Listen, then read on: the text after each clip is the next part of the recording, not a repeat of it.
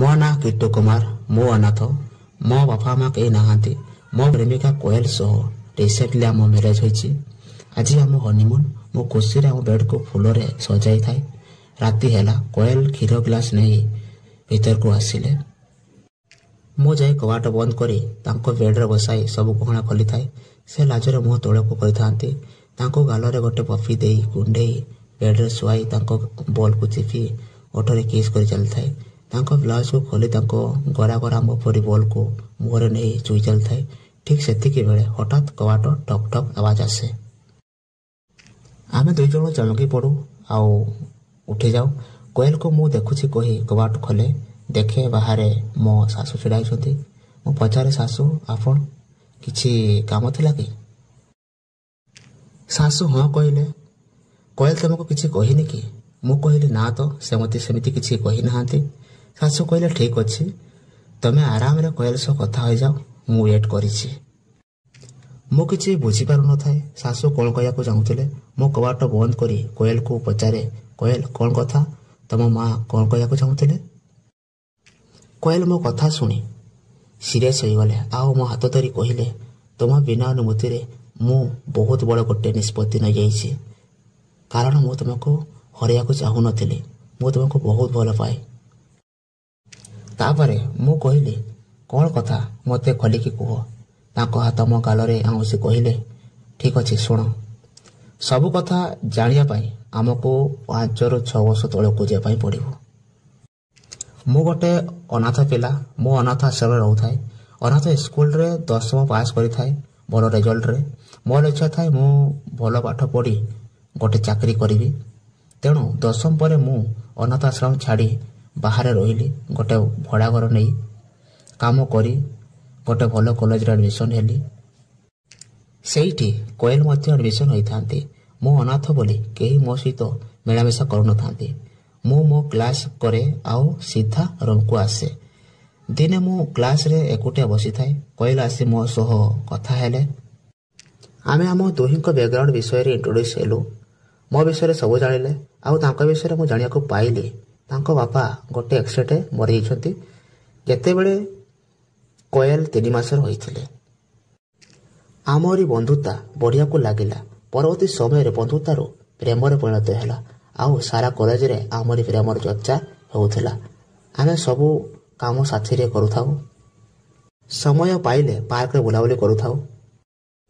ହାତ ଧରାଧରି ଲିପ୍ କିସ୍ ଏମିତି ଉପରିଆ ଶାରୀରିକ ସମ୍ବନ୍ଧ ବଢ଼ିଲା। ଏମିତି +2 +3 ସାଥିରେ କମ୍ପ୍ଲିଟ୍ କଲୁ। ମୋର +3 ପରେ ଗୋଟେ କମ୍ପାନୀରେ ଜବ୍ ହୋଇଗଲା। ମୁଁ ବାହାରେ ରହି ଜବ୍ କଲି। ସେ ତାଙ୍କ ଘରେ ରହି ମାଆକୁ ସାହାଯ୍ୟ କଲେ କାମରେ। ଆମେ ଫୋନରେ କଥାବାର୍ତ୍ତା ହେଉଥାଉ। ସପ୍ତାହରେ ଥରେ ଆସେ ତାଙ୍କୁ ଦେଖା କରିବା ପାଇଁ। ତାଙ୍କ ମା ତାଙ୍କୁ କୁଆଡ଼େ ଯିବା ପାଇଁ ଦେଉନଥିଲେ। ମୁଁ ରାତିରେ ଲୁଚିକି ତାଙ୍କ ରୁମ୍କୁ ଦେଖା କରିବା ପାଇଁ ଯାଏ। ବହୁତ ସାରା କଥା ହଉ। ତାଙ୍କ ଗୋଲାପୀ ଓଠକୁ କାମୁଡ଼ି କିସ୍ କରେ। ତାଙ୍କ ବଡ଼ ବଡ଼ ଗୋଲ ଗୋଲ ବଲ୍କୁ ଧରି ଚିପି ଚାଲେ। ମୁହଁରେ ନେଇ ଚୁହିବାକୁ ଲାଗେ। ଭରପୁର ରୋମାନ୍ସ କରେ ଦୁହେଁ। ସେ ବେଶୀ କିଛି କରିବାକୁ ଦିଅନ୍ତିନି। କୁହନ୍ତି ସବୁ ମ୍ୟାରେଜ୍ ପରେ କରିବା। ମୁଁ ଠିକ୍ ଅଛି କୁହେ। ଏମିତି 2 ବର୍ଷ ବିତିଯାଏ। ଗୋଟେ ଦିନ ମୁଁ ଦେଖା କରିବାକୁ ଯାଇଥାଏ। ଆମେ କଥାବାର୍ତ୍ତାରେ ଆଉ ରୋମାନ୍ସରେ ଏତେ ହଜିଯାଇଥାଉ ଯେ କିଛି ଜାଣିପାରିନଥିଲେ କି ତାଙ୍କ ମା ଆସୁଛନ୍ତି ବୋଲି। ତାଙ୍କ ମା ଆମକୁ ଦେଖି ତାଙ୍କ ରୁମ୍ରେ କୋଏଲକୁ ଗୋଟେ ଚାପୁଡ଼ା ମାରି କହିଲେ, କୋଏଲ ତୁ ଏମିତି କରିବୁ ମୁଁ କେବେ ଭାବିନଥିଲି। କୋଏଲ କାନ୍ଦି କାନ୍ଦି କହିଲେ, ମା ମୁଁ କିଟୁକୁ ବହୁତ ଭଲ ପାଏ। ଆଉ ମୁଁ କହିଲି, ଆମେ ପରସ୍ପରକୁ ବହୁତ ଭଲ ପାଉ ମାଉସୀ। ସେ ମୋତେ ରାଗିକି କହିଲେ, ତମେ ଏଠୁ ପଳାଅ। ମୁଁ ସେଠାରୁ ପଳାଇ ଆସିଲି। କୋଏଲ ତାଙ୍କ ମାଆକୁ ବହୁତ ବୁଝାଇଲା ପରେ ତାଙ୍କ ମା ରାଜି ହୁଅନ୍ତି ଆଉ କୁହନ୍ତି, ମୁଁ ତୁମମାନଙ୍କର ସବୁ କଥା ଜାଣିଛି। ଯେବେଠୁ ତୁମେ ରୁମ୍ରେ ଦେଖା କରୁଛ ଆଉ ରୋମାନ୍ସ କରୁଛ ମୁଁ ସବୁ ଦେଖେ ଆଉ କୁହନ୍ତି ଗୋଟେ କଣ୍ଡିସନରେ ତୁମମାନଙ୍କର ମ୍ୟାରେଜ୍ ହେବ। କୋଏଲ କୁହନ୍ତି, କ'ଣ ମା ମୁଁ ସବୁ କରିବାକୁ ରାଜି ଅଛି। ତାଙ୍କ ମା କୁହନ୍ତି, ତୁ ନୁହେଁ କିଟୁକୁ କରିବାକୁ ହେବ। କୋଏଲ କୁହନ୍ତି, ହଁ ମା କିଟୁ ବି କରିବେ ଯାହା ତମେ କହିବ। ତାଙ୍କ ମା କୁହନ୍ତି, ତୁ ତ ଜାଣିଛୁ କୋଏଲ ତୋ ବାପା ମୋର ଯୌବନ ସମୟରେ ମରିଯାଇଛନ୍ତି। ମୁଁ ସେକ୍ସର ମଜା ନେଇପାରିନି କେବେ ବି ଠିକ୍ସେ। ମୁଁ ତୁମମାନଙ୍କର ରୋମାନ୍ସକୁ ଦେଖି ସମ୍ଭାଳି ପାରେନି। ବହୁତ ଆଙ୍ଗୁଳି ମାରେ, ବାଇଗଣ ପୁରାଏ। ତୋ ମ୍ୟାରେଜ ପରେ କିଟୁ ମୋ ସହ ଫାଷ୍ଟ ଶୋଇବ। ତୋ ହନିମୁନ ଦିନ ମୋତେ ଗେଇ ଖୁସି କରିବ। ଯଦି ହଁ ତେବେ ତମମାନଙ୍କର ମ୍ୟାରେଜ ହେବ, ନହେଲେ ନାହିଁ। ଏକଥା ଶୁଣି କୋଏଲ ସଦମା ହୋଇଗଲେ। ସେ ମୋତେ ବି ହରେଇବାକୁ ଚାହୁଁନଥିଲେ। ସେ ହଁ କହିଲେ। କହିଲେ ମୁଁ କିଟୁକୁ ବୁଝାଇ ଦେବି ମା, ସେ ଆମ ହନିମୁନ ଦିନ ତମ ସହ ଶୋଇବେ। ମୁଁ ଏକଥା ଶୁଣି କୋଏଲକୁ କହିଲି, ଏସବୁ କଥା ମୋତେ ଆଗରୁ କହିଲନି କି ପାଇଁ Koel?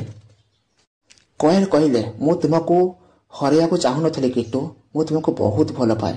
I M sorry. Please ମୋ ପାଇଁ ଥରେ ମୋ ମା ସହ ଶୋଇଯାଅ। ତାକୁ କେହି ସନ୍ତୁଷ୍ଟ କରନା ପ୍ଲିଜ୍ କିଟୁ। ମୁଁ କହିଲି ଠିକ୍ ଅଛି, ତୁମ ପାଇଁ ମୁଁ କିଛି ବି କରିବି, ବାସ୍ ଥରେ, ଆଉ କରିବିନି। ଆମେ ପରସ୍ପରକୁ କୁଣ୍ଢେଇ ନିଜକୁ ସାନ୍ତ୍ୱନା ଦେଲୁ। ତାପରେ କୋଏଲ ବାହାରକୁ ଗଲେ, ତାଙ୍କ ମାଆକୁ ଭିତରକୁ ପଠାଇଲେ। ମୋ କବାଟ ବନ୍ଦ କରି ମୋ ଶାଶୁକୁ ନେଇ ବେଡ଼ରେ ଶୁଆଇଲେ। ତାଙ୍କର ସବୁ ଖୋଲି ରୋମାନ୍ସ କଲେ। ତାଙ୍କ ଗଳା ଗଳା ଦୁଇଟି ବଲ୍କୁ ଚିପି ଚାଲିଲେ। ତାଙ୍କର ବଲ୍ ଗୁଡ଼ା ଏବେ ବି ଟାଇଟ୍ ଥିଲା। ମୁଁ ଖୋଲି ଚୋରିବାକୁ ଲାଗିଲି। ତାଙ୍କର ଠିକିଟିକୁ ମୋ ଜିଭରେ ଚାଟି ତାଙ୍କ ଠିକିରେ ମୋର କାଚର ପରି ଭାଣ୍ଡକୁ ପୁରାଇ ଦେଲି। ନିଧୁମ ଗେଇଲି। ସେ ଆଉ ଟିକେ ଜୋର ଜୋର କହି କିଟୁ କହୁଥାନ୍ତି। ମୁଁ ତାକୁ ଜୋର ଜୋର ଗେଇ ଚାଲିଲି। ତାପରେ ତାଙ୍କୁ ଉଠାଇ କୋଳରେ ବସାଇ ଗେଇବାକୁ ଲାଗିଲି। ଡଗି ପଜରେ ଗେଇଲି, କେତେବେଳେ ଶୋଇକି ଗେଇଲି, ରାନ୍ନାମ ଗେଇଲି। ମୋ ଶାଶୁଙ୍କ ପିଆ କାଟିବାକୁ ଲାଗିଲା। ସେ କହିଲେ ଠିକ୍ ଅଛି, ଆଉ ନାହିଁ କିଟୁ, ମୁଁ ସନ୍ତୁଷ୍ଟ ହୋଇଗଲି କହିଲେ। ତାପରେ ଆମେ ବାହାରକୁ ଗଲୁ। କୋଏଲ ଭିତରକୁ ଆସିଲେ। ତାପରେ ଆମେ କୋଏଲ ସହିତ ହନିମୁନ କଲୁ।